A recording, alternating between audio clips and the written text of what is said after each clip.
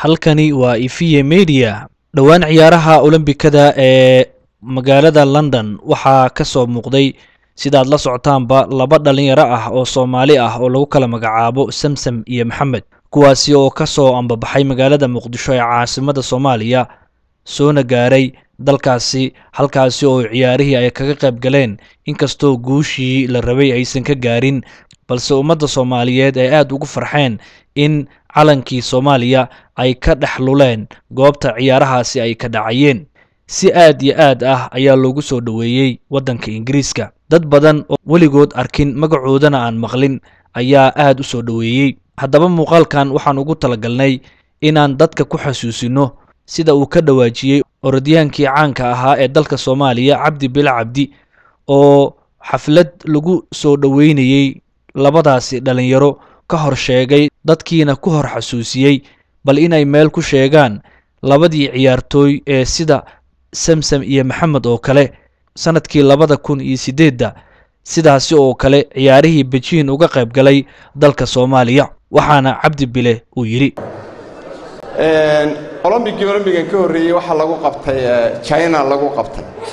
China nalama aanay joogin community fara badan labadii ciyaartooy oo ka qayb galay sidan oo kale looma soo dhaweyn, sidan oo kale uma aanay helin xaflado iyo wax fara badan. ogaanshaheeda ma garanayo dadka ogaa lafteedu intay la ekaayeen. sida Samsam iyo Maxamed u dadaaleen bay u dadaaleen, laba ciyaartooy aad iyo aad u fiican bay ahaayeen. haddii aan dadkeena wax badan bay iska dhaca waa waxaan halkiisa lagama qaado, laakiin wax dambe oo soo socda waa laga hadlaa, wax walbana halkii unbaa kolley lagaga tagaa. cid halkan joogta oo og labada ciyaartooy meelay ku dambeeyeen ma jiraan. ciyaarihii kuwan ka horreeyay labadii inooga qayb galay ee calanka siday cidna meelba ku ogtaa. okay, gabadhii ciyaaraha inooga qayb gashay oo gabadh aad iyo aad u fiican ahayd Saamiya oo aad iyo aad u dadaashay.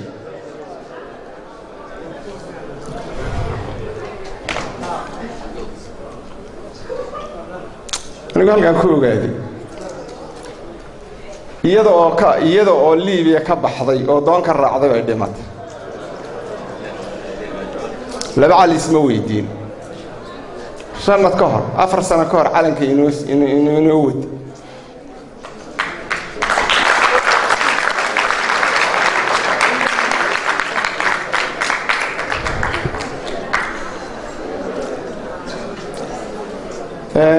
inankiina xamar buu joogaa laftiisu waa xanuunsanayaa baa laygu yidhi.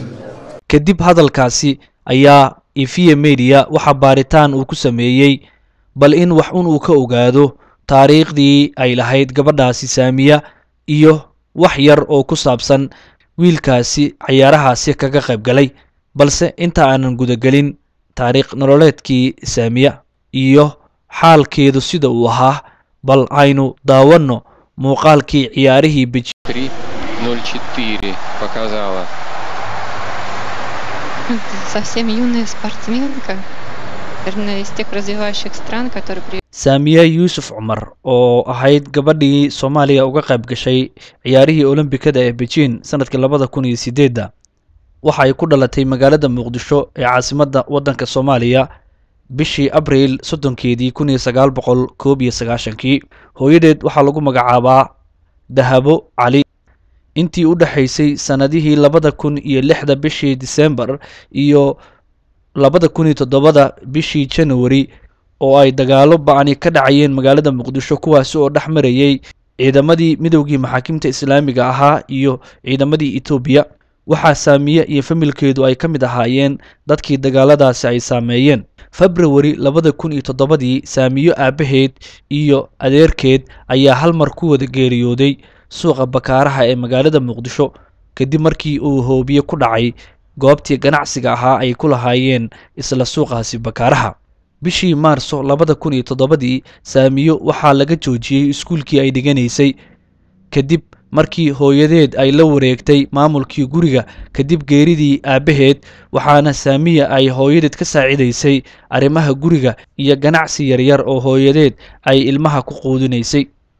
abriil 2008 saamiya waxa ay oroday ciyaarahii bariga Afrika ee ka dhacay dalka Djibouti, waxaana ay oroday orodka 100 mitir, waxaana ay ahaayeen ciyaarihii caalamiga ahaa ee ugu horeeyay ee saamiya ay ka qayb gasho. 8 qofood ee la tartamayay ayay kaalinta shanaad ka gashay.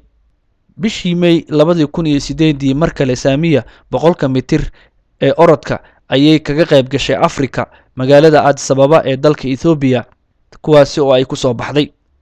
2008 saamiya iyo wiil kale oo lagu magacaabo Cabdinaasir Saciid Ibraahim waxa ay ka mid noqdeen labadii orodyahan ee Soomaaliya u matalayay ciyaarihii Olombikada ee Beijing ee sanadkaasi, waxaana markaan saamiya ay kaga duwaneed tii hore in xilligaasi ay oroday orodka 200 mitir. saamiya waxay noqotay qofkii 8aad, hase ahaatee iyada iyo gabdhihii kale ee ka guulaystay waxa u dhaxeeyay 32 sakan oo qura, balse waxay heshay sacab ka badan midkii ay heleen gabdhihii ka guulaystay, waayo waxaa la ogaa taariikhdeeda iyo waddanka ay ka timid oo ahaa waddan ay colaado badani ay soo mareen. waxay tidhi, waxay ii ahayd farxad iyo waqti aad u xiiso badan, maxaa yeelay calankeenii ayaan ka hor lulnay dadkii daawanayay ciyaarahaasi. waxaan dareennay inaan nahay dad caalamka muhiimka ah. saamiya waxay intaasi u sheegtay iyo weliba qaar ka mid a taariikh nololeedkeeda gabar saxafiyad ah oo lagu magacaabo Teresa Krug oo ah saxafiyad ka tirsan Al Jazeera, xilligaasina kula kulantay dalka Ethiopia. saamiya markii ay dib uga soo laabatay ciyaarahaasi waxa ay xoogga saartay sidii ay ku heli lahayd tababare aad markaa u soo saara si ay uga qayb gasho ciyaaraha 2012 ee waddankaasi Ingiriiska. waxay timid magaalada Addis Ababa ee dalka Ethiopia, halkaasi waxay iska daba wareegto oo ay raadiso macallimiin ama tababarayaal. waxa ay 2011 Addis Ababa ay kula kulantay Eshetu Ture oo ahaa tababare dadka orda oo isaguna hadda ka hor ku guulaystay ciyaaraha orodka. waxay ka daba wareegto oo marba ay la ballantaba markii ugu dambeysay waxa uu ka ogolaaday in uu tababar siiyo, balse waxa uu shuruud kaga dhigay inay hesho warqad safaaradda Soomaaliya ee Ethiopia ka socota iyo weliba naadiga xagga ciyaaraha qaabilsan ee dalka Ethiopia, taasi oo ay xoogga saartay sidii ay ku heli lahayd. sida aad u jeedaan sawirkani waa garoon ciyaareed oo ku yaala magaalada Addis Ababa, halkaasi oo sawirkani ay qaaday gabadha saxafiyadda ah ee ka tirsaneed Al Jazeera. inkastoo aanan xog rasmi ah ka helin sababta rasmiga ah ee ku kaliftay saamiya inay tahriib samayso iyo weliba warar la xiriira inay tahriibtay marka laga reebo hadalkii Cabdi Bila Cabdi, ayaa misna haddiiba taa ay jirto waxyaabaha aan ka dheehan karno warbixintii dheereed ee gabadha saxafiyadda ah ay saamiya ka qortay waxaa ka mid ah in stress fara badan iyo weliba dhibaato ay ka haysatay xagga dhowr qodob oo ay ka mid yihiin tababar xoogan sidii ay ku heli lahayd qalabka iyo cid taageerta oo ay weysay. Samsam iyo saamiya oo ah 2 gabdhood oo Soomaali ah ayaa markii ay ku sugnaayeen gudaha dalka Soomaaliya aysan cidina ka warqabin. buunbuuninta, sheegidda iyo soo dhaweynta faraha badan ee hadda London loogu sameeyay Samsam iyo Maxamed ayaa waxa ay keenay in ay banaanka ka yimaadeen waddanka Soomaaliya, balse dib u eeg filimkii TV-yada caalamku ay ka sameeyeen noloshii ay ku nooleed Samsam markii ay joogtay gudaha magaalada Muqdisho. xusuusnow in sidan ku muuqata uu ahaa noloshooda dhabta ah markii ay ku sugnayd magaalada Muqdisho. isweydii inta taageere ee hadda ay haysato iyo weliba qaadqaadista iyo buunbuuninta hadda loo sameeyey miyay ku haysatay magaalada Muqdisho? waa maya. haddii ay haysan lahayd waxaa dhici lahayd in xitaa muuqaal ahaan iyo jir ahaan ay Samsam noqon lahayd gabar dhisan, isla markaana suurtagal ay ahaan lahayd in kaalinta koobaad haddaysan gelin midda labaad ay ciriirsan lahayd sidii saamiyaba ay samaysay. bal aan isku eegno labada sawir ee labada gabdhood. labadaba waxaa ka muuqata in aysan helin nafaqo iyo dhisid jir iyo weliba tababaradii loo baahnaa iyo cid ka taxadarta intaba. bal eeg gabdhaha ay la tartantay Samsam ee ka socday wadamada kale. ugu dambeyntii warbixinteena waxaan ku soo gabagabeynaynaa Samsam iyo Maxamed haddii ay iska dhiibaan dalka Ingiriiska waxay noqon doonaan oo ay ku biiri doonaan qurba joogta ku sugan wadanka Ingiriiska, waxaana Soomaaliya ka soo bixi doona laba kale oo la mid ah Samsam iyo Maxamed, kuwaasi inta marka aysan imaan wadanka ciyaaruhu ka dhici doonaan la buunbuunin. waxaa Soomaalida la gudboon in gudaha Soomaaliya ay kaga warqabaan si ay u helaan waxyaabaha muhiimka u ah ee ciyaaraha. inkastoo taariikhda saamiye aynu helnay, haddana Ifia Media uma suurto gelin in taariikh fara badan uu ka helo Cabdirasaaq Saciid Ibraahim oo ahaa wiilkii la socday marka laga reebo inaynu ogaanay inuu dhashay 1 Juulaay sanadkii 1989 waxaanu ku dhashay magaalada Muqdisho. waxa uu ahaa ciyaartooy ordaa ah oo orodka 5,000 oo mitir.